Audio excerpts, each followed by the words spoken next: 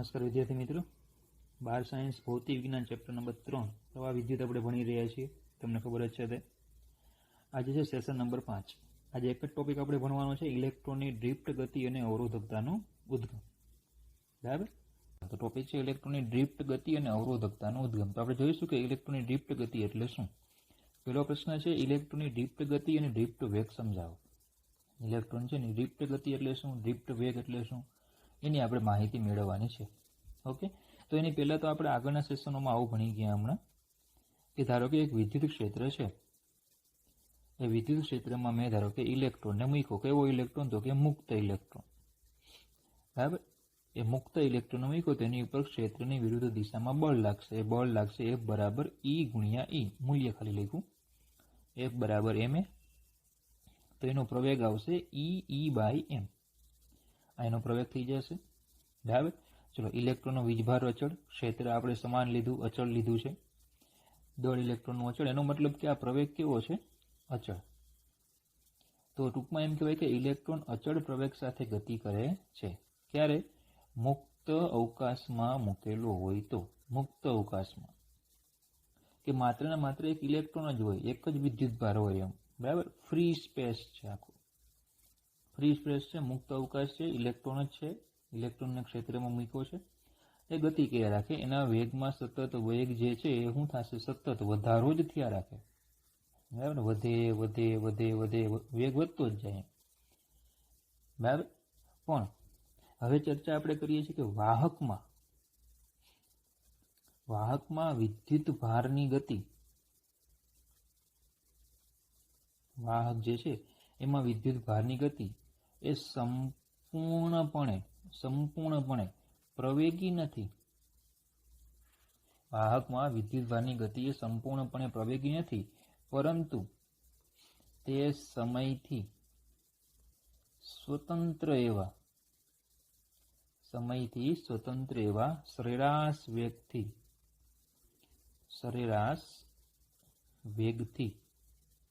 થાય છે. વાહકમાં વિદ્યુત ભારની ગતિ, એટલે ધારો કે ઇલેક્ટ્રોન લઈ લઈએ તો ઇલેક્ટ્રોનની ગતિ એ સંપૂર્ણપણે પ્રવેગી નથી, પરંતુ તે સમયથી સ્વતંત્ર એવા સરેરાશ વેગથી થાય છે. એ વેગને આપણે આગળ નામ આપીશું ડ્રિફ્ટ વેગ. બરાબર, દાખલા તરીકે ધાતુનું બંધારણ આપણને ખ્યાલ જ છે. ધાતુ પદાર્થ છે એનું બંધારણ, ધાતુ પદાર્થનું નિર્માણ કઈ રીતે થાય? તો આપણે આગળ ભણી કે પિતૃ પરમાણુ પરથી ઇલેક્ટ્રોન મુક્ત થાય, ધાતુના આયન બને, એ આયનો ચોક્કસ સ્થાનોએ ગોઠવાયેલા હોય છે. એમની વચ્ચેના અવકાશમાં મુક્ત એવા ઇલેક્ટ્રોન એ અસ્તવ્યસ્ત ગતિ કરતા હોય છે. એમની વચ્ચેનો જે અવકાશ છે એમાં ઇલેક્ટ્રોન શું કરે છે? અસ્તવ્યસ્ત ગતિ કરતા હોય છે. અને આ ગતિ દરમિયાન તે આયનો સાથે અથડાય છે. આયનો સાથે શું થાય છે? તે અથડાય છે. તો ટૂંકમાં જેમ આમાં અહીંયા ઇલેક્ટ્રોન જે છે એ મુક્ત ગતિ કરતા હતા, અચળ પ્રવેગી કરતા હતા, એનો વેગ સતત વધતો જ જતો હતો, એવું આમાં થશે નહીં. કારણ કે ઇલેક્ટ્રોન શું છે? ગતિ દરમિયાન આયનો સાથે અથડાશે એટલે એની શું છે? ઉર્જાનો વિનિમય થશે. જે આયનો છે એ દોલનો કરે છે, આપણને ખ્યાલ છે, દોલનો કે કંપનો કરે છે. તો ઇલેક્ટ્રોન છે એમની સાથે અથડાય એટલે એમની વચ્ચે પરસ્પર ઉર્જાનો વિનિમય થાય છે અને ઇલેક્ટ્રોનની ગતિનો વિરોધ થાય છે. બરાબર, અથડાય એટલે ઇલેક્ટ્રોનની ગતિનો શું થાય? વિરોધ થાય. જેવો અથડાશે એટલે ક્ષણ પૂરતો એનો પ્રવેગ કેવો થઈ જશે? 0. ફરી પાછો પ્રવેગિત થશે. કારણ કે એમની પાસે તાપમાનને કારણે ગતિ કેમ કરે છે? તો તાપમાનને કારણે 3/2 kBT જેટલી ઉષ્મીય ઉર્જા છે એને કારણે તે ગતિ કરે છે ઇલેક્ટ્રોન. આ જે ઉષ્મીય ઉર્જા છે, ઉષ્મીય ઉર્જાને કારણે ગતિ કરે છે. એટલે ફરી પાછી એ ઉર્જા પ્રાપ્ત કરશે અને ફરી પાછો શું કરશે? પ્રવેગિત થશે અને વેગ શું થશે? વધશે. પાછો પ્રવેગિત થશે અને વેગ વધશે. પાછો અથડાશે એટલે પાછો પ્રવેગ અને વેગ 0 થઈ જશે અને ફરી પાછો પ્રવેગિત થાય. તો આ ધાતુ પદાર્થમાં ઇલેક્ટ્રોનની ગતિ મુક્ત ઇલેક્ટ્રોનની ગતિ જેવી હોતી નથી. બરાબર, તો આ પોઈન્ટ ઉપર હવે આપણે આગળ ચર્ચા કરવાની છે. તો એમાં પહેલા આપણે લઈશું કે બાહ્ય વિદ્યુત ક્ષેત્રની ગેરહાજરીમાં. પેલો આપણે પોઈન્ટ શું છે? બાહ્ય ક્ષેત્રની ગેરહાજરી હોય ત્યારે. તો જો બાહ્ય ક્ષેત્રની ગેરહાજરીમાં વાહકમાં ઇલેક્ટ્રોન ગતિ દરમિયાન ભારે અને જડિત આયનો સાથે અથડામણ અનુભવે છે. હમણાં કીધું એ પ્રમાણે અથડાય તે. પરંતુ અથડામણ બાદ તેઓ તેજ ઝડપથી પરંતુ અસ્તવ્યસ્ત ગતિ કરે છે. અથડામણ બાદ એ ઝડપ પાછી એટલી પ્રાપ્ત કરે છે. કેમ? કારણ કે ઝડપ કોને લીધે મળે છે? એને ઉષ્મીય ગતિ ઉર્જાને લીધે મળે છે. બરાબર. જે ટી તાપમાને કેટલી હોય? તો કે 3/2 kBT જેટલી હોય અને એ કેવી હોય? અચળ હોય. બરાબર. તો એનો મતલબ કે એની ઝડપ અથવા તો ગતિ ઉર્જા ધારો કે આપણે હાફ એમ બરાબર સરેરાશ v² લઈએ તો એ 3/2 kBT આવે, જે આપણે વાયુના ગતિવાદમાં ભણી ગયા એની જેમ જ. તો એ કેવી આવશે? અચળ. પણ અથડામણ પછી એની વેગની દિશા કેવી હોય છે? અનિશ્ચિત હોય છે. વેગ જે છે એ અચળ વેગ પ્રાપ્ત કરે, પણ વેગની દિશા કેવી હોય છે? અનિશ્ચિત હોય છે. કઈ દિશામાં ગતિ કરે એ ખબર પડતી નથી. તો જો બધા જ ઇલેક્ટ્રોનને ધ્યાનમાં લઈએ તો અસ્તવ્યસ્ત દિશાને કારણે તેમના સરેરાશ વેગ કેવા હોય છે? શૂન્ય. બધા ઇલેક્ટ્રોનને ધ્યાનમાં લઉં તો અસ્તવ્યસ્ત ગતિને કારણે એને સરેરાશ વેગ કેવા? 0. કારણ કે ગતિની જે કંઈ આવી સંભાવના છે એ દરેક દિશામાં સમાન છે. ગતિની જે સંભાવના છે એ શું છે? દરેક દિશામાં કેવી છે? સમાન છે. દરેક દિશામાં સમાન છે. ગતિની સંભાવના બધી દિશામાં સમાન. તો ભાઈ આ બાજુ જેટલા ઇલેક્ટ્રોન જાય, આ બાજુ એટલા જાય, ઉપર જેટલા જાય, એટલા નીચે જાય, તો પરિણામે સરેરાશ વેગ એનો કેવો લેવામાં આવે છે? શૂન્ય. મતલબ કે જો n જેટલા ઇલેક્ટ્રોન હોય અને તેમાંથી i માં i = 1 2 3 n ઇલેક્ટ્રોનનો આપેલા સમયે વેગ ui હોય. બરાબર. આપણી પાસે n ઇલેક્ટ્રોન છે અને એમાંના i માં ઇલેક્ટ્રોનનો મારે વેગ ગોતવો હોય તો ui = u1 + u2 + u2 + un/n = 0. જો આને આમ પણ લખી શકીએ આપણે, સરવાળા છે એટલે સમેશન સિગ્મામાં લખી શકાય, છેદમાં n છે ને આગળ લીધા 1/n. આ 1 2 n તો એને શું કહી દીધા? i, અને i = 1 to n. આ કેવા? 0. સમીકરણ નંબર 1. ક્લિયર? આટલું. આ શેની વાત છે? વિદ્યુત ક્ષેત્ર ગેરહાજર હોય ત્યારે. બરાબર. હવે ચર્ચા કરીએ આપણે ક્ષેત્ર હાજર હોય તો શું થાય. બરાબર. જો ક્ષેત્ર હાજર હોય તો ધારો કે સેમ આપણી પાસે ધારો કે આ ધાતુ પદાર્થ છે અહીંયા. બરાબર. કે જેમાં ધન આયનો નિશ્ચિત સ્થાનોએ ગોઠવાયેલા હોય છે. ધાતુ પદાર્થ આપણી પાસે છે આ, કે જેમાં ધન આયનો નિશ્ચિત સ્થાનોએ ગોઠવાયેલા હોય છે. બરાબર. ફરીથી ધાતુ પદાર્થ છે, ધન આયનો નિશ્ચિત સ્થાનોએ ગોઠવાયેલા હોય છે. આ શું છે? ધાતુ પદાર્થ છે, એમાં ધન આયનો નિશ્ચિત સ્થાને ગોઠવાયેલા હોય છે, જેને લેટિસ બિંદુઓ કહેવાય. બરાબર. અને એમની વચ્ચેના અવકાશમાં ઇલેક્ટ્રોન છે એ અસ્તવ્યસ્ત ગતિ કરતા હોય છે. બરાબર. હવે ક્ષેત્રની હાજરીમાં તો ધારો કે આપણે ધાતુ પદાર્થને હું ક્ષેત્ર આપી દઉં. હવે ક્ષેત્ર કઈ રીતે આપશો? તો કે બેટરીની મદદથી. ક્ષેત્ર કઈ રીતે આપશો?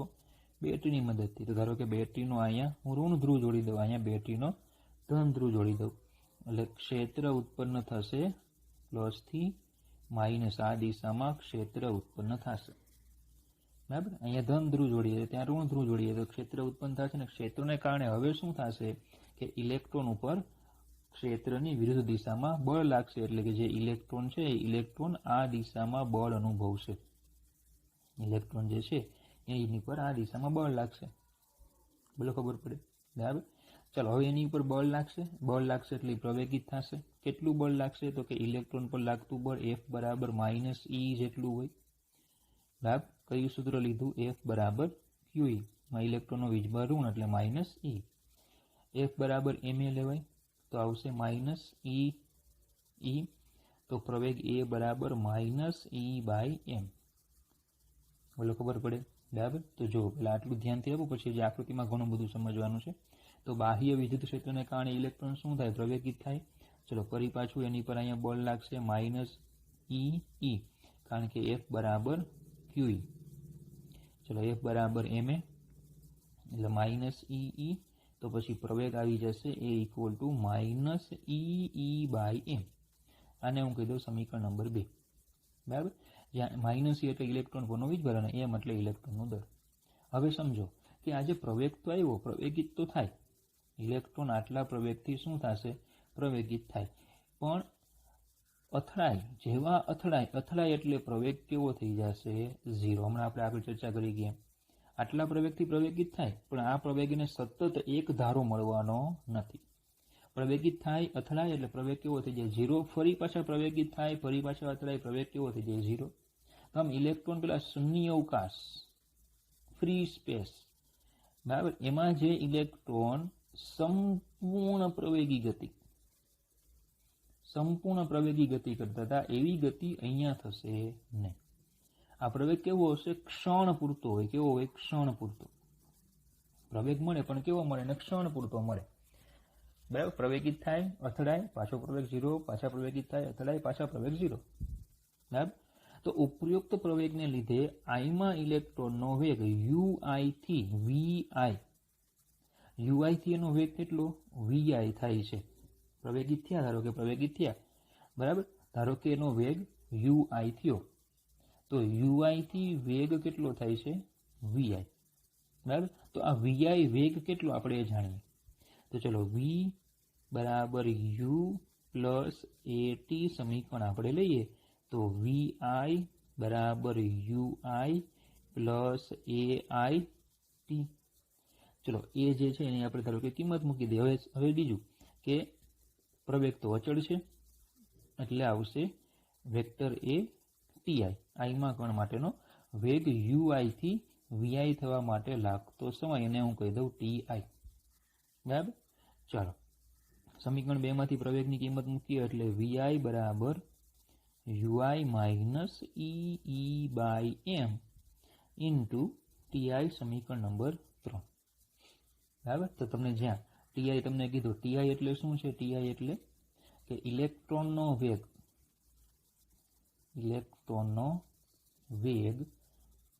UI થી VI થવા માટે લાગતો સમય. ઇલેક્ટ્રોનનો વેગ UI થી VI થવા માટે લાગતો સમય. તો આટલું પેલા ક્લિયર થાય. શું થાય? ઇલેક્ટ્રોન ઉપર બાહ્ય વિદ્યુત ક્ષેત્રમાં ઇલેક્ટ્રોન ઉપર બળ લાગશે, એ પ્રવેગિત થશે, એનો પ્રવેગ આટલો હશે. હવે પ્રવેગને કારણે આઈમો ધારો કે ઇલેક્ટ્રોન આપણે ધ્યાનમાં લઈએ તો એનો વેગ UI થી બદલીને કેટલો? VI થાય છે. બરાબર. તો એનો વેગ VI કેટલો? તો કે V બરાબર U પ્લસ AT. તો VI બરાબર UI પ્લસ ATI. VI બરાબર UI minus EE/m into TI. હવે પ્રશ્ન અહીંયા એ છે કે આ જે TI સમય આપણને મળ્યો, આ TI સમય મળ્યો, શું આ TI સમય બધા ઇલેક્ટ્રોન માટે અથડામણનો સમયગાળો સમાન હશે? આ જે TI સમય છે તો આ T સમય એ બધા ઇલેક્ટ્રોન માટે અથડામણનો સમય ગાળો સમાન હોય. મતલબ કે શું બધા ઇલેક્ટ્રોન માટે વેગ UI થી VI સમાન સમયમાં થાય? પ્રશ્ન એ છે. બરાબર. TI એટલે શું છે? વેગ UI થી VI થવા માટે લાગતો સમય. તો ધારો કે વેગ જ્યારે અથડાય ત્યારે વેગ 0 હોય ને ધારો કે કંઈક T સમય પછી એ V વેગ પ્રાપ્ત કરે ને પછી અથડાય ત્યારે વેગ 0 થાય, તો આ આપણો UI વેગ કહેવાય, આ આપણો VI વેગ કહેવાય. બરાબર. આ કિસ્સામાં તો વેગ U થી V થયો કેટલા સમયમાં? T. તો શું ફરી પાછો V થી અથડાઈને વેગ 0 થાય, 0 થાય ને ફરી પાછો વેગ કેટલો થશે? V થશે. તો 0 થી પાછો V થવા માટે સમય T જ લાગે. પ્રશ્ન એ છે.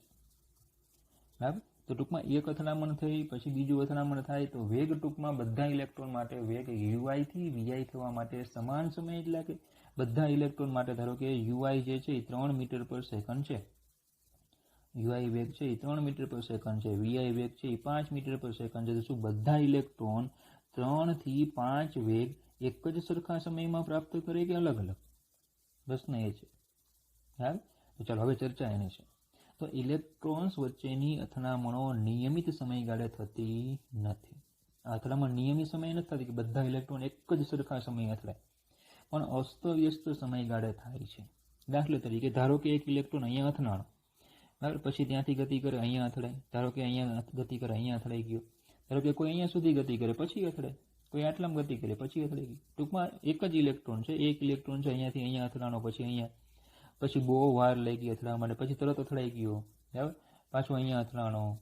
એટલે ટૂંકમાં આ જે બધા સમય છે એ સમય સરખા હોતા નથી. આ જે અથડામણના સમયો છે એ સમય બધા માટે સરખા હોતા નથી. બરાબર. તો બે ક્રમિક અથડામણો વચ્ચેના સરેરાશ સમયને રિલેક્સેશન સમય કહે છે. બે ક્રમિક અથડામણ મતલબ કે અહીંયા એકવાર અથડાણો અને પછી ડાયરેક્ટ ક્યાં અથડાણો? બીજી વાર. એમની વચ્ચેનો જે આ સમય હોય એ સમયને શું કહેવામાં આવે છે? રિલેક્સ, એને શું કહેવામાં આવે છે? રિલેક્સેશન સમય. એટલે ટૂંકમાં એ બે અથડામણ વચ્ચે કેવો છે? રિલેક્સ છે. હવે બે અથડામણો વચ્ચે કેવો છે? રિલેક્સ છે, કોઈ કામ નથી. પછી અહીંયાથી અહીંયા આવ્યું, અહીંયા અથડાણો, આ જે પાથ આખો છે એમાં કેવો છે? રિલેક્સ છે.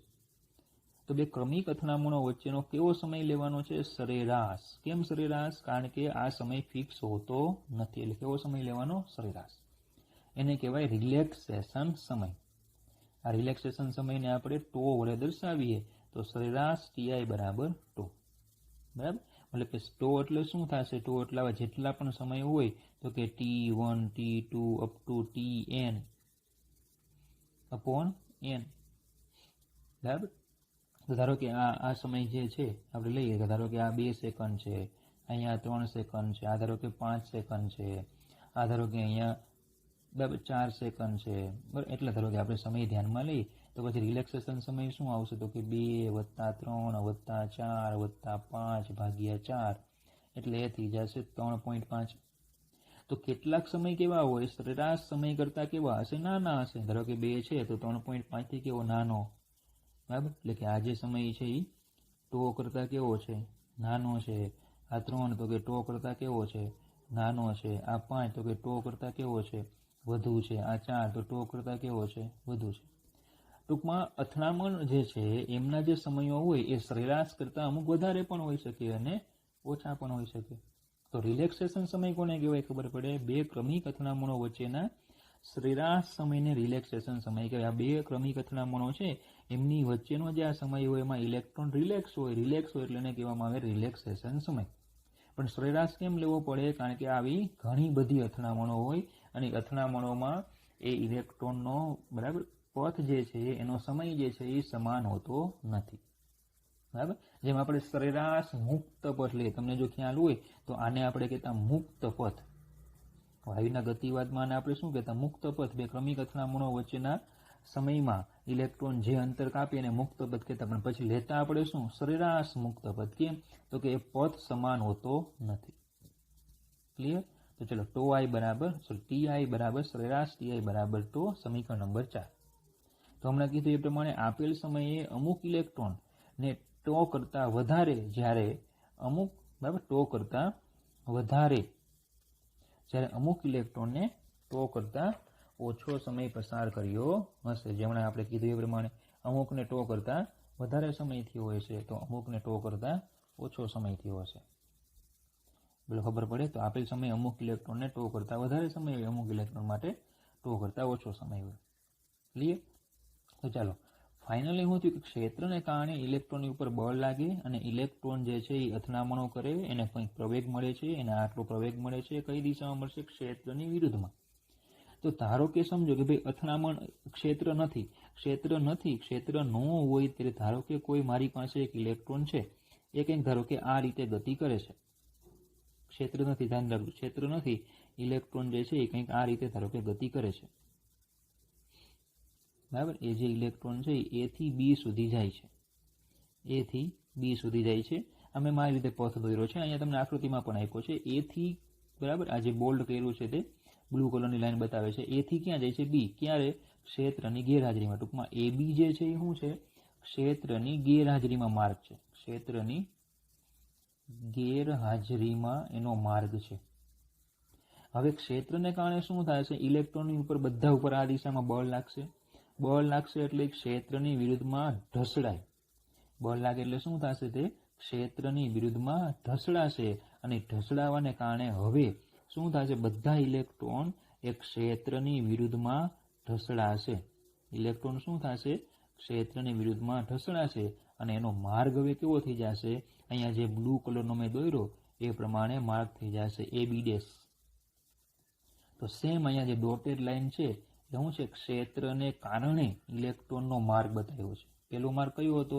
જો ક્ષેત્ર ન હોય તો. અને હવે કયો માર્ગ છે? જે ક્ષેત્ર હાજર હોય તો. તો ક્ષેત્રની હાજરીમાં તમને આ માર્ગ આપ્યો છે. તો ટૂંકમાં શું થાય છે? ઇલેક્ટ્રોન અહીંયા બી થી બી ડેશ જેટલું શું કરે છે? અસરકારક સ્થાનાંતર કરે છે ક્ષેત્રની વિરુદ્ધમાં. બી બી ડેશ શું થાય છે એનું? બી બી ડેશ ઇલેક્ટ્રોન ક્ષેત્રની વિરુદ્ધમાં અસરકારક સ્થાનાંતર કરે છે. બી બી ડેશ શું છે? ક્ષેત્રની વિરુદ્ધમાં ઇલેક્ટ્રોનનું અસરકારક સ્થાનાંતર. આ અસરકારક સ્થાનાંતરને અનુરૂપ જે વેગ આવે એ વેગને કહેવામાં આવે છે ડ્રિફ્ટ વેગ. ડ્રિફ્ટ એટલે શું? તો કે ડ્રિફ્ટ એટલે ઢસડાવું. ડ્રિફ્ટ એટલે શું? ઢસડાવું. તો આ જે અસરકારક સ્થાનાંતર આટલું થયું, આ અસરકારક સ્થાનાંતરને અનુરૂપ જે વેગ આવે એને કહેવાય ડ્રિફ્ટ. અને આ જે ઘટના બને, આ ઘટનાને કહેવામાં આવે છે ડ્રિફ્ટ.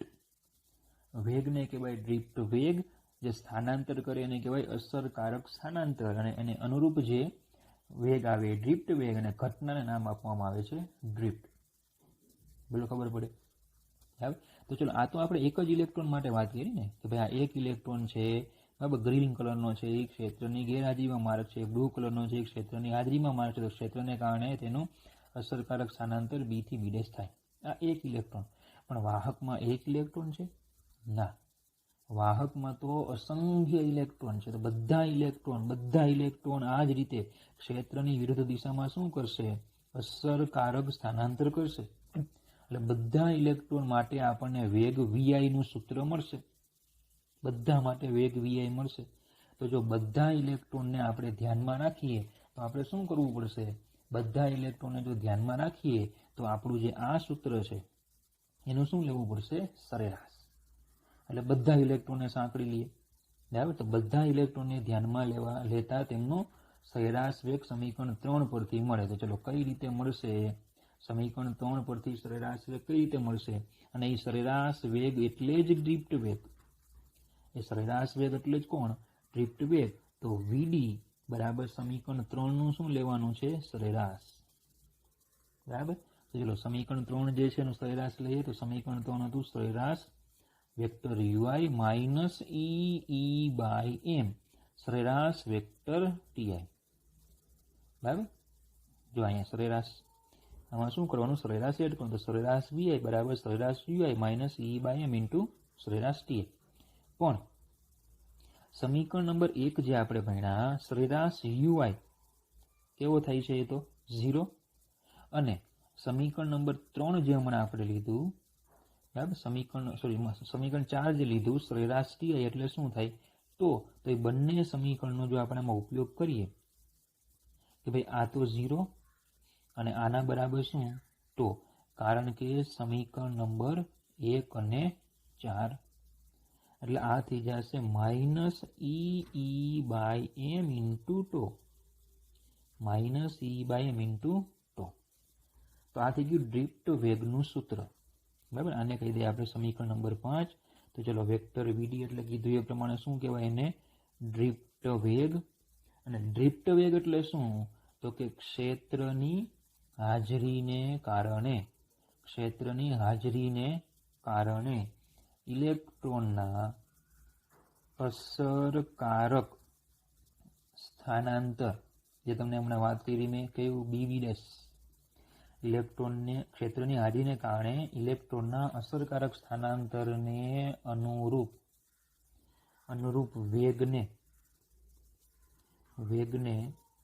ડ્રિફ્ટ વેગ કહે છે. બરાબર. ક્ષેત્રની હાજરીને કારણે ઇલેક્ટ્રોનના અસરકારક સ્થાનાંતરને અનુરૂપ વેગને ડ્રિફ્ટ વેગ કહે છે. અને આ ઘટના કઈ? તો કે ઇલેક્ટ્રોનનું અસરકારક સ્થાનાંતર થવું, તે આ ઘટનાને ડ્રિફ્ટ કહે છે. ખબર પડે? બરાબર. ઘટનાને શું કહેવાય? ડ્રિફ્ટ. ચલો, વીડી નું મૂલ્ય ખાલી લખવું હોય તો E by M into two. MCQ માટે તમારે આ યાદ રાખવાનું. અને બીજું કે આમાં સદિશ કોણ છે? વીડી. અને સામે સદિશ કોણ છે? ક્ષેત્ર. તો ચલો, વીડી કઈ દિશામાં હોય? ઇલેક્ટ્રોનના જે સ્થાનાંતર થયું એ સ્થાનાંતરની દિશામાં હોય. અસરકારક સ્થાનાંતર જે દિશામાં થાય એ દિશામાં વીડી હોય. બોલો, ખબર પડે? ઇલેક્ટ્રોનનું અસરકારક સ્થાનાંતર જે દિશામાં થાય એ દિશામાં હોય. બરાબર. અને બીજું કે અહીંયા માઇનસ છે આગળ સૂત્રમાં, જો આગળ માઇનસ છે એનો મતલબ શું થાય? કે વીડી અને ઈ બંને વિરુદ્ધ દિશામાં છે. માઇનસ છે નો મતલબ શું થાય કે વીડી અને ઈ બંને વિરુદ્ધ દિશામાં છે. તો આકૃતિમાં તમે ચેક કરી શકો કે જો આ દિશામાં સ્થાનાંતર થાય એટલે વીડી આ દિશામાં હોય, ક્ષેત્ર કયું છે આ દિશામાં છે, તો વીડી અને ઈ બંને કેવા છે, વિરુદ્ધ દિશામાં છે. બરાબર. તો એ પણ કન્સેપ્ટ યાદ રાખવાનો. ટૂંકમાં તમારે સૂત્ર યાદ રાખવાનું અને સાથે આ યાદ રાખવાનું. ધારો કે સદિશ સ્વરૂપના સૂત્રની જરૂર પડે, સદિશ સ્વરૂપનું સૂત્ર ધારો કે ક્યાંક જરૂર પડે, આ સદિશ સ્વરૂપ છે. બરાબર. અને એ ઇલેક્ટ્રોન માટે છે. ધારો કે ધન આયનો હોય, ધન વીજભારો હોય. બરાબર. વ્યાપક રીતે આપણે ધન વીજભાર ગતિ કરશે તો પછી પ્રોટોન ધારો કે લઈએ તો E/m × τ. બરાબર. બીજું કે આમાં જો ઈનું મૂલ્ય અચળ, ક્ષેત્ર અચળ, ઇલેક્ટ્રોનનું દળ અચળ, અને તો કેવો છે, સરેરાશ સમય છે. એ સરેરાશ સમય એ આખા બરાબર ગતિ દરમિયાન કેવો હોય છે, અચળ. સરેરાશ સમય છે ને, આ સરેરાશ એટલે કેવું મૂલ્ય, અચળ. કારણ કે અસંખ્ય ઇલેક્ટ્રોન હોય તો એમાં તમે એનું સરેરાશ એટલે અસંખ્ય પદો આવે. બરાબર. તો કેવો થાય, અચળ. તો ટૂંકમાં વીડી એ કેવો વેગ છે, અચળ. તો અહીંયા જબરું થાય. શું થશે તો કે બાહ્ય ક્ષેત્ર, બરાબર, તમને જો યાદ હોય મુક્ત અવકાશ છે તો એમાં ઇલેક્ટ્રોનની ગતિ કેવી હતી, સંપૂર્ણ પ્રવેગી હતી. સંપૂર્ણ પ્રવેગી ગતિ હતી. બરાબર. જ્યારે વાહકમાં તમને કીધું, વાહકમાં શું થતું, ઇલેક્ટ્રોન પ્રવેગિત થતો, પ્રવેગિત થાય છે. એનો પ્રવેગ પણ આપણે લીધો E/m, ઇલેક્ટ્રોનનો પ્રવેગ છે E/m. પણ છતાં તેનો વેગ, એનો કયો વેગ, તો કે સરેરાશ વેગ અચળ લેવામાં આવે છે. તો આ પણ એક બહુ મહત્વની વાત છે, યાદ રાખવી જોઈએ MCQ માટે, કે જ્યારે પણ વાહક આવે, ઇલેક્ટ્રોનની વાત આવે અને ઇલેક્ટ્રોનનો વેગ તમને કોઈ પૂછે તો કયો વેગ કહેવાનો તમારે, ડ્રિફ્ટ વેગ. અને એ કેવો હોય છે, અચળ. કેવો લેવામાં આવે, અચળ. કેમ? કારણ કે એ ડ્રિફ્ટ વેગ એ બધાનો સરેરાશ છે. જો બધાનો સરેરાશ છે. દાખલા તરીકે કેમ આપણે આગળ 11મા ધોરણમાં VRMS લેતા, એ VRMS વેગ કેવો લેતા આપણે, અચળ. VRMS વેગ કેવો લેવાય, અચળ. તો એની જેમ જ વાયુના ગતિવાદમાં જેમ VRMS અચળ લેતા એની જેમ જ. બરાબર. તો યાદ રાખવાનું શું, સૂત્ર યાદ રાખવાનું, વીડી અને ઈ બંને વિરુદ્ધ દિશામાં હોય. કોના માટે, ઇલેક્ટ્રોન માટે. બરાબર. અને ઇલેક્ટ્રોન વાહકમાં અચળ ડ્રિફ્ટ વેગ, સમયથી સ્વતંત્ર એવા સરેરાશ અચળ ડ્રિફ્ટ વેગથી ગતિ કરે છે. સમીકરણ 5 દર્શાવે છે કે ઇલેક્ટ્રોન પ્રવેગિત હોવા છતાં, શું કહે છે, પ્રવેગિત હોવા છતાં સમયથી સ્વતંત્ર એવા સરેરાશ વેગથી ગતિ કરે છે. સરેરાશ વેગ કયો, ડ્રિફ્ટ વેગ. સમયથી સ્વતંત્ર એવા સરેરાશ વેગથી ગતિ કરે છે. બરાબર. તો આ થિયરી હતી આપણી ડ્રિફ્ટ અને ડ્રિફ્ટ વેગ સમજાવો. બરાબર. ચલો, એની પછી સૌથી મહત્વની થિયરી છે ચેપ્ટરની, આપણે એમ કહી શકીએ તો ચાલે કે એક IMP થિયરી, 3 થી 4 માર્ક્સમાં પૂછાય. બરાબર. એવી એક IMP થિયરી છે, ઇન્ફાઇનાઇટ 99 ટાઈમ. IMP 99 time. બરાબર. ચલો, ટોપિક આપણે એવો કહી શકીએ કે જેની ગણતરી, હવે જે એટલે, અરે ભાઈ, જે એટલે પ્રવાહ ઘનતા. પ્રવાહ ઘનતાની આપણે કંઈક અહીંયા ગણતરી કરવાની છે અને ડ્રિફ્ટ વેગના સંદર્ભમાં. અને બીજું કે આ થિયરી અલગ અલગ ઘણા બધા પ્રશ્નો લઈને આવે. આ થિયરી, બરાબર, આ થિયરી એમ કહી દે ચાલે કે આ થિયરીના જેટલું થિયરીનું મહત્વ છે ને એટલું જ એના પ્રશ્નોનું મહત્વ. મેં ખાલી તમને અહીંયા એક પ્રશ્ન આપ્યો કે ડ્રિફ્ટ વેગ અને પ્રવાહ ઘનતા વચ્ચેનો સંબંધ મેળવો.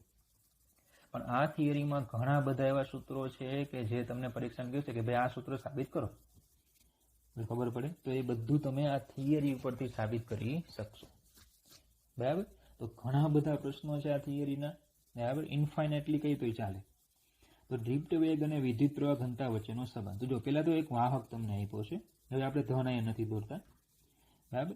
ધારો કે હું એનો આડછેદ છે એ, ધારો કે આ દિશામાં ક્ષેત્ર છે, વિદ્યુત ક્ષેત્ર છે આ દિશામાં છે. તો ધારો કે કોઈ ઇલેક્ટ્રોન જે છે એ આ આડછેદમાંથી પસાર થાય.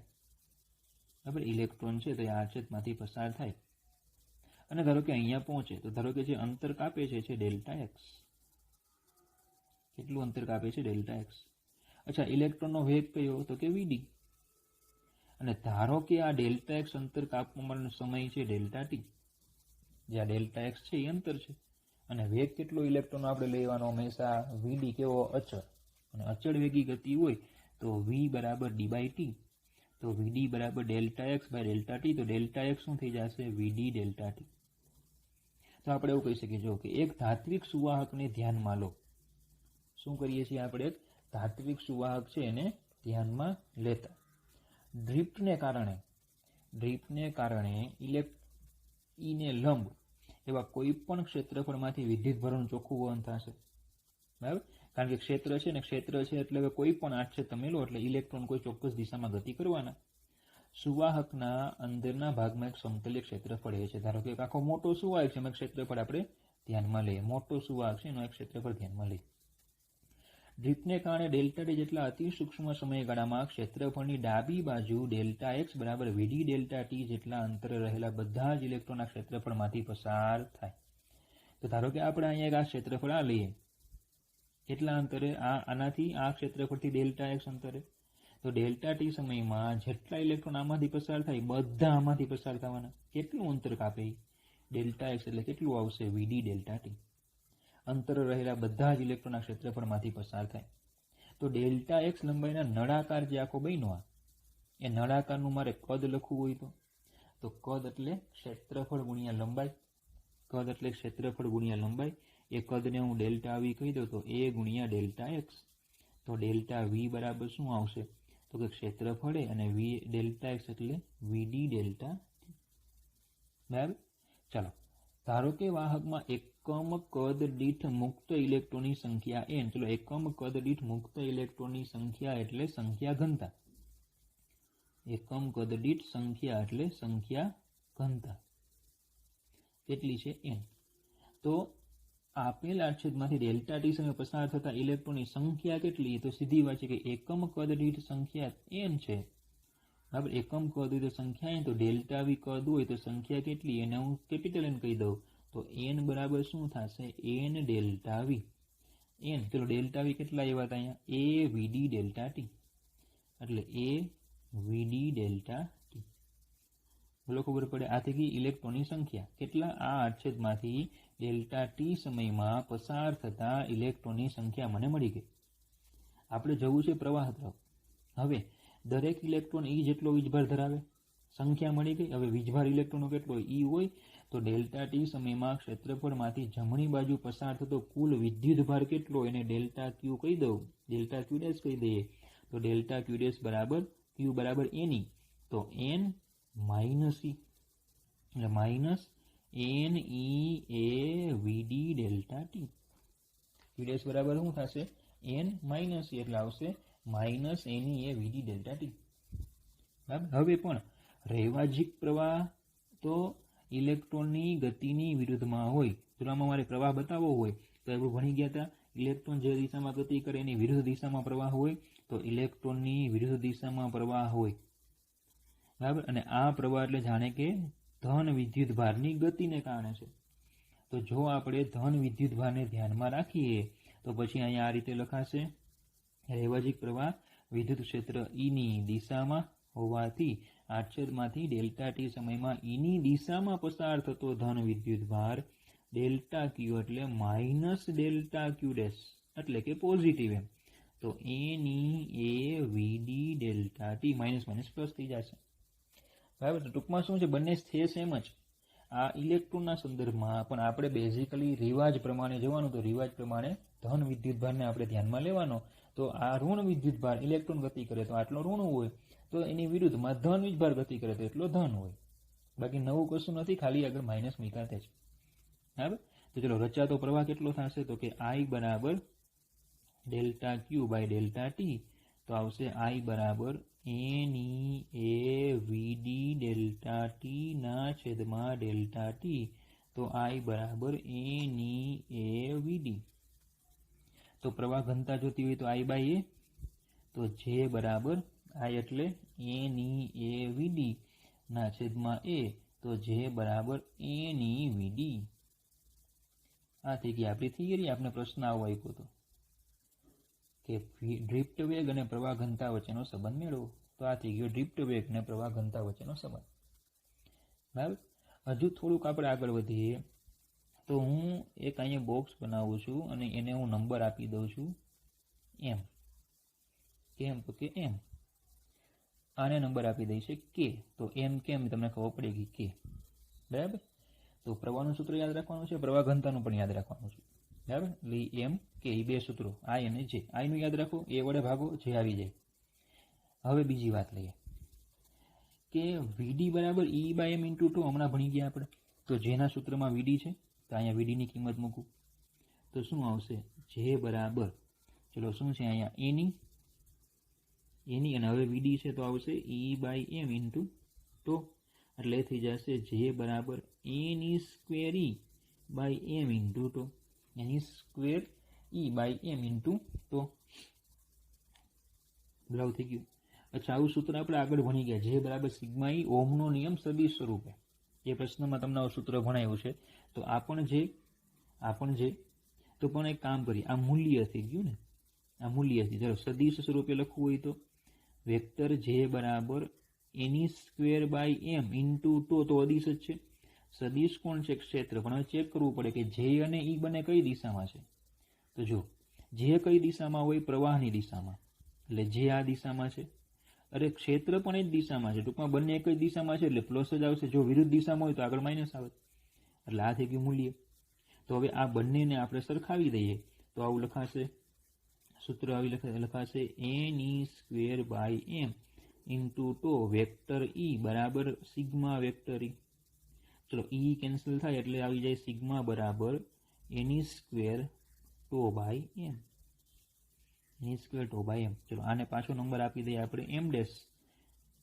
તો રો અવરોધકતા, સિગ્મા ખબર છે? સિગ્મા વાહકતા. સિગ્મા એટલે વાહકતા, રો એટલે અવરોધકતા. જો કેમિસ્ટ્રી ભેગું નહીં કરતા આમાં. રો એટલે અવરોધકતા, સિગ્મા એટલે વાહકતા. વાહકતા, અવરોધકતા, વાહકતાનો વ્યસ્ત. તો એમ અપોન એની સ્ક્વેર ટુ આ થઈ ગયું રો. તો આને આપણે કહી દઈએ કે ડેશ. બરાબર. પેલું આગળ એમ કે તો આ એમ ડેશ કે ડેશ. તો તમને અહીંયા કેટલા પ્રશ્નો બન્યા? તો જો એક તો તમને આ કીધો ડ્રિફ્ટ વેગ અને પ્રવાહ ઘનતા વચ્ચેનો સંબંધ મેળવો. એટલે કે એક આવી રીતે પ્રશ્ન પૂછાય, ગુજરાતી સ્વરૂપમાં પૂછાય. બરાબર. અથવા બીજું તમને આમ કે આ સૂત્ર મેળવો, અથવા એમ કે પ્રવાહનું સૂત્ર મેળવો, આ સૂત્ર સાબિત કરવો, અથવા એમ કે આ સૂત્ર મેળવો, અથવા એમ કે આ સૂત્ર મેળવો. તો તમને 5 તો મેં કહી દીધા. 5 અલગ અલગ રીતે પ્રશ્ન પૂછાયા થિયરીમાં. હજી બીજા 2 પણ છે. બરાબર. પણ એ કઈ રીતે? તો એ પ્રશ્નો તમને આગળ જતા જો આપણે ભણશું આ સૂત્ર વિશે, જે સિગ્માનું સૂત્ર છે, રોનું સૂત્ર છે, એના વિશે થોડીક ડિટેલમાં ચર્ચા થાય ત્યારે તમને નવા 2 પ્રશ્નો કહીશ. બરાબર. પણ મને એવું લાગે છે કે આટલી થિયરી ઇન મેથેમેટિકલી આપણે જરાક ફટાફટ જોઈ લઈએ. બરાબર. Faster than light. ખાલી મેથેમેટિક્સ જોઈએ છીએ, આખી થિયરી મેથેમેટિક્સ. પછી ગુજરાતી વાક્ય તમે જાતે બનાવીને લખી શકો. ચલો પહેલાં શું કરવાનું હતું? તો કે એ આડછેદ લેવાનો હતો. આડછેદમાંથી વીડી વેગથી ડેલ્ટા ટી સમયમાં પસાર થતા ઇલેક્ટ્રોને કેટલું અંતર કાપ્યું હોય? તો કે ડેલ્ટા એક્સ. ડેલ્ટા એક્સ કેટલું? ડેલ્ટા એક્સ આવશે તો કે વીડી ડેલ્ટા ટી. વીડી ડેલ્ટા ટી આટલું થઈ ગયું. ચલો બીજું પછી શું કરવાનું હતું? તો કે કદ ગોતવાનું હતું. તો કદ કેટલું? તો કે આવશે એ ડેલ્ટા એક્સ. એટલે એ આવ્યું હતું એ વીડી ડેલ્ટા ટી. કદ ગોતવાનું હતું. પછી શું ગોતવાનું હતું? કે ભાઈ એકમ સમયમાં પસાર થતા ઇલેક્ટ્રોનની સંખ્યા એન, સંખ્યા ઘનતા. તો પછી એકમ કદમાંથી પસાર થતા ઇલેક્ટ્રોનની સંખ્યા, તો ડેલ્ટા વી કદમાંથી પસાર થતા ઇલેક્ટ્રોનની સંખ્યા કેટલી? અને આપણે એન કીધા. તો એન બરાબર એન ડેલ્ટા વી. એટલે N A VD delta T. N મળી ગયા. ચલો તો હવે પસાર થતો વિદ્યુતભાર કેટલો? તો કે એન માઇનસ ઈ. એટલે આવ્યું માઇનસ એન ઈ એ વીડી ડેલ્ટા ટી. ચલો પછી એને આપણે શું કર્યું? પોઝિટિવ વીજભારને ધ્યાનમાં લીધો. તો ડેલ્ટા ક્યુ બરાબર એન ઈ એ વીડી ડેલ્ટા ટી. આટલું થઈ ગયું. ચલો રચાતો પ્રવાહ કેટલો? તો કે આઈ બરાબર delta Q by delta T. એટલે એ થઈ જશે એન ઈ એ વીડી. પ્રવાહ થઈ ગયો. ચલો પ્રવાહ ઘનતા કેટલી? તો કે આઈ બાય એ. તો એ વડે ભાગી નાખો એન ઈ વીડી. આટલું થઈ ગયું. પ્રવાહ ઘનતા મળી ગઈ. ચલો સદિશ રૂપે લખવું હોય તો વેક્ટર જે બરાબર એની વેક્ટર વીડી આ રીતે લખી શકાય, પણ આપણે જરૂર નથી એની સદિશ સ્વરૂપે લખવાની. બરાબર. પછી આપણે શું કર્યું તો કે વીડીની કિંમત મૂકી. વીડી કેટલા તો કે E/m × τ. તો અહીં કિંમત મૂકો તો જે બરાબર એની સ્ક્વેર બરાબર માફ કરજો એની સ્ક્વેર E/m × τ. જો આને સદિશ સ્વરૂપે લખીએ તો વેક્ટર જે બરાબર એની સ્ક્વેર τ/m × વેક્ટર E. ચલો આની સરખામણી કરી જે બરાબર સિગ્મા E સાથે તો આપણે સિગ્મા મળી ગયા સિગ્મા બરાબર એની સ્ક્વેર τ/m અને એનો વ્યસ્ત કરો એટલે અવરોધકતા મળે m/એની સ્ક્વેર τ. વ્યસ્ત કરો એટલે અવરોધકતા મળશે m/એની સ્ક્વેર τ. તો ટૂંકમાં થિયરીના આટલા સ્ટેપ છે. ખાલી તમે છે ને આટલા સ્ટેપ યાદ રાખો ને પછી બબે વાક્યો વચ્ચે છે, બીજું કંઈ નવું નથી. ચોપડી કરતાં થિયરીમાં વાક્યો મેં થોડા અલગ કર્યા છે ચોપડીના જ વાક્યો, પણ અમુક સ્ટેપ છે ને થોડા ચેન્જ કર્યા છે. તમે બરાબર તમને થોડુંક થિયરી ગોખવું કોઈ હાલે આપણે ગોખવામાં સરળતા પડે એટલા માટે. બરાબર. એમપી થિયરી છે બરાબર. આ થિયરી તમારે તૈયાર કરવી જ જોઈએ. જે લોકો બોર્ડની પરીક્ષાની તૈયારી કરે કે પછી બોર્ડ પછી આવનારી પરીક્ષા જેને પૂરક પરીક્ષા કહીએ એની તૈયારી કરે એમના માટે આ થિયરી મહત્વની. પરીક્ષામાં આ થિયરી પૂછાય અને તમને ન આવડે તમે મૂર્ખા કહેવા, એટલું યાદ રાખવાનું. એટલે બરાબર 2 થી 3 વાર જેટલી વાર લખવી પડે એટલી વાર લખવાની પણ થિયરી તૈયાર કરવાની. ઓકે, ચાલો બીજા કેટલાક કન્સેપ્ટ તરફ જઈએ. યાદ રાખો તો આપણે હોઈએ જ અમુક. શું યાદ રાખો હવે આજે શું યાદ રાખશું તો કે આજે આપણે યાદ રાખશું આવું કે ક્યુ વિદ્યુત ભાર હોય, આપણે જે આગળ સૂત્ર મળ્યા એ બધા ઇલેક્ટ્રોન માટે, પણ જો ક્યુ વિદ્યુત ભાર આપ્યો હોય તો પ્રવાહ ઘનતા જે બરાબર NQVD લખાય. બરાબર. પ્રવાહ ઘનતાનું જે સૂત્ર છે આપણું જે એની વીડી ઈની જગ્યાએ શું થઈ જશે ક્યુ. હવે જો ક્યુ <0 હોય અથવા ક્યુ <0 છે એટલે કે ધન વીજભાર, જો ધન વીજભાર હોય તો જે બરાબર NQVD સદિશ સ્વરૂપમાં આમ જ લખાશે. હવે સમજો કે પોઝિટિવ છે, આનો મતલબ શું થાય કે જે કોની દિશામાં વીડીની દિશામાં, ટૂંકમાં જે અને વીડી બંને એક જ દિશામાં થાય. હવે જે કોની દિશામાં હોય પ્રવાહની દિશામાં અને વીડી કઈ દિશામાં હોય ગતિની દિશામાં. જે અને વીડી એક જ દિશામાં હોય તો પ્રવાહ અને ગતિની દિશા એક જ. તો એનો મતલબ એવો થાય કે જે આપણે આગળ વાત કરી ગયા કે ધન વિદ્યુત ભારની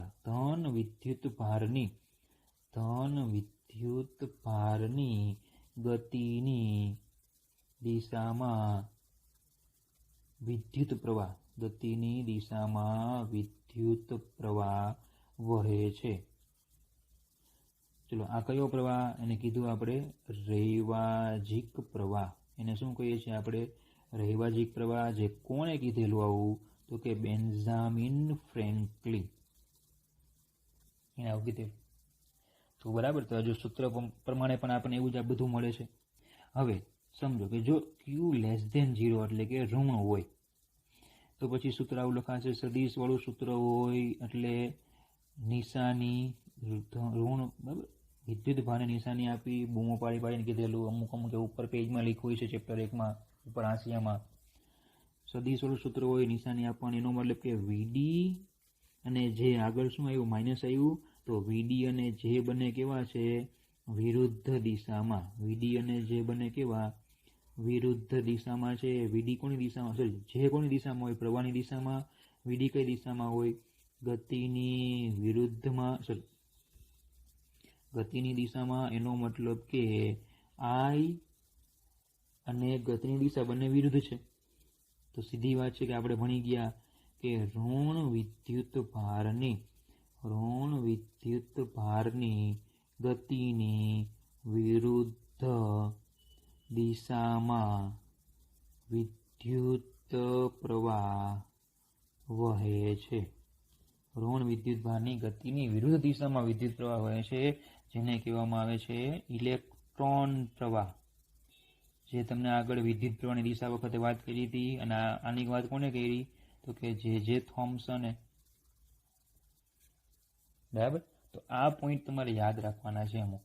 બરાબર. તો જો અહીંયા લખેલા છે આપણે એવું તો ક્યુ વિદ્યુત ભાર માટે શું લખાય છે બરાબર NQVD. ક્યુ ગ્રેટર ધેન 0 હોય તો વેક્ટર જે બરાબર NQVD, જે અને VD બંને એક જ દિશામાં હોય તો જે પ્રવાહની દિશામાં હોય, VD ગતિની દિશામાં હોવાથી ધન વિદ્યુતભારની ગતિની દિશામાં વિદ્યુત પ્રવાહ, ધન વિદ્યુતભારની ગતિની દિશામાં વિદ્યુત પ્રવાહ વહે છે, જેને આપણે રૈવાજિક પ્રવાહ, જે બેન્જામિન ફ્રેન્કલીએ કીધેલું. જો Q લેસ ધેન 0 હોય, ઋણ હોય તો જે બરાબર -NQVD આવશે.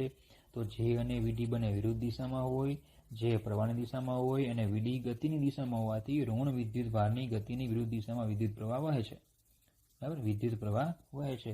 બરાબર, એને આપણે કીધેલું ઇલેક્ટ્રોન પ્રવાહ, અને જે કોણે વાત કરી હતી, જે થોમ્સન.